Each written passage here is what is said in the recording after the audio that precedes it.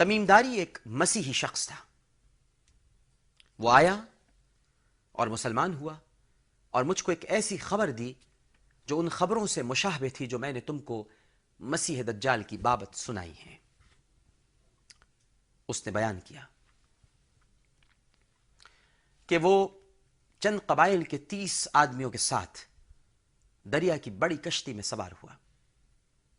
دریا کی موجوں نے کشتی کے ساتھ شوخیاں شروع کی اور 1 ماہ تک وہ کشتی کو ادھر ادھر لیے پھرتی رہیں. آخر موجیں کشتی کو آفتاب غروب ہونے کے وقت ایک جزیرے میں لے گئیں. ہم چھوٹی کشتیوں میں سوار ہوئے اور جزیرے میں پہنچے. وہاں ہم کو ایک چوپایا ملا جس کے بڑے بڑے بال تھے اور اتنے زیادہ بال اس کے جسم پر تھے کہ اس کا آگا پیچھا معلوم نہ ہوتا تھا.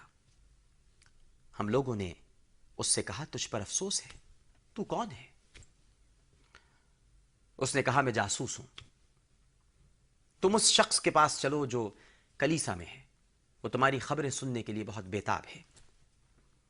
تمیم داری کا بیان ہے کہ اس چوپائے نے اس شخص کا ذکر کیا تو ہم اس سے ڈرے اور خیال کیا کہ ممکن ہے وہ انسانی شکل و صورت میں کوئی شیطان ہو. غرض ہم تیزی سے آگے بڑھے اور کلیسا میں جا پہنچے. ہم نے وہاں ایک بہت بڑا اور خوفناک آدمی دیکھا. ایک ایسا آدمی جو آج تک ہماری نظروں سے نہ گزرا تھا. وہ نہایت مضبوط بندھا ہوا تھا. اس کے ہاتھ گردن تک اور گھٹنے ٹخنوں تک زنجیر میں جکڑے ہوئے تھے. ہم نے اس سے پوچھا تجھ پر افسوس ہے، تو کون ہے؟ اس نے کہا تم نے مجھ کو پا لیا اور معلوم کر لیا ہے تو اب میں تم سے اپنا حال نہ چھپاؤں گا. پہلے تم یہ بتلاؤ کہ تم کون ہو. ہم نے کہا ہم عرب کے لوگ ہیں، دریا میں کشتی پر سوار ہوئے تھے. دریا کی موجیں 1 مہینے تک ہمارے ساتھ کھیلتی رہیں اور آخرکار ہم کو یہاں لا ڈالا. ہم جزیرے کے اندر داخل ہوئے تو ہم کو ایک چوپایا ملا جس کے بڑے بڑے بال تھے. اس نے ہم سے کہا کہ میں جاسوس ہوں، تم اس شخص کے پاس جاؤ جو کلیسا میں ہے. پھر ہم تیرے پاس دوڑتے ہوئے آئے. پھر اس نے پوچھا کیا بیسان کی کھجوروں کے درخت پھل لاتے ہیں؟ ہم نے کہا ہاں پھل لاتے ہیں. اس نے کہا وہ زمانہ قریب آنے والا ہے جب یہ درخت پھل نہیں لائیں گے، یعنی قرب قیامت کا زمانہ. پھر اس نے پوچھا کہ یہ بتلاؤ کہ تبریہ کے تالاب میں پانی ہے یا نہیں؟ ہم نے کہا کہ اس میں بہت پانی ہے. اس نے کہا ان قریب اس کا پانی خشک ہو جائے گا.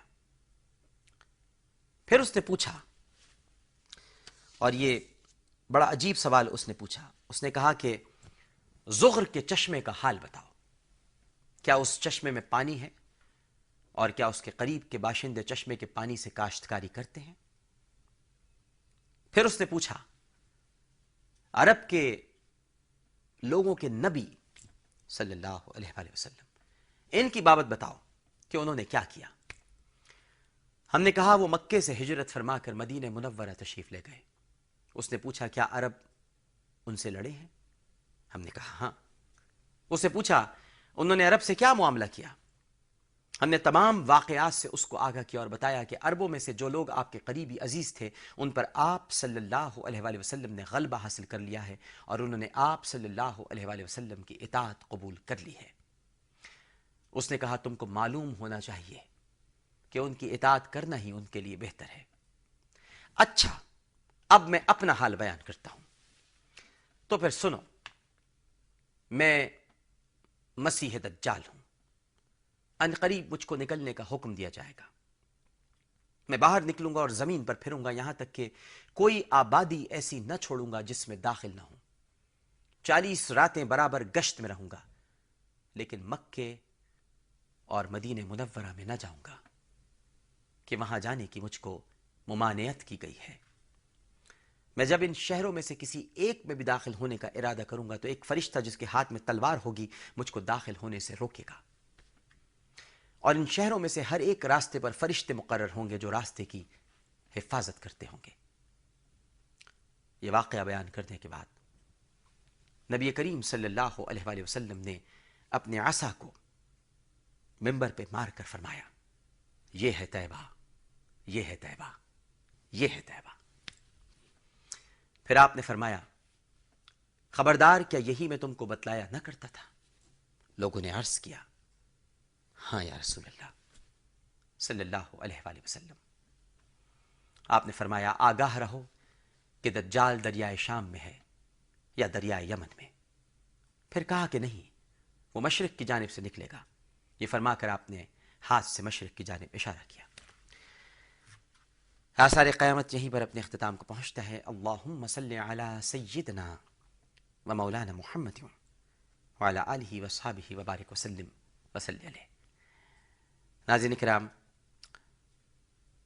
اگر پروگرام پیش کرتے ہوئے کوئی گستاخی ہو گئی ہو، کوئی جملہ غلط نکل گیا ہو، تو اپنے رب کے حضور معافی کا خواستگار ہوں۔ انشاءاللہ اللہ کے حکم سے کل پھر حاضر ہوں گے۔ اپنا بہت خیال رکھیے گا۔ اللہ حافظ۔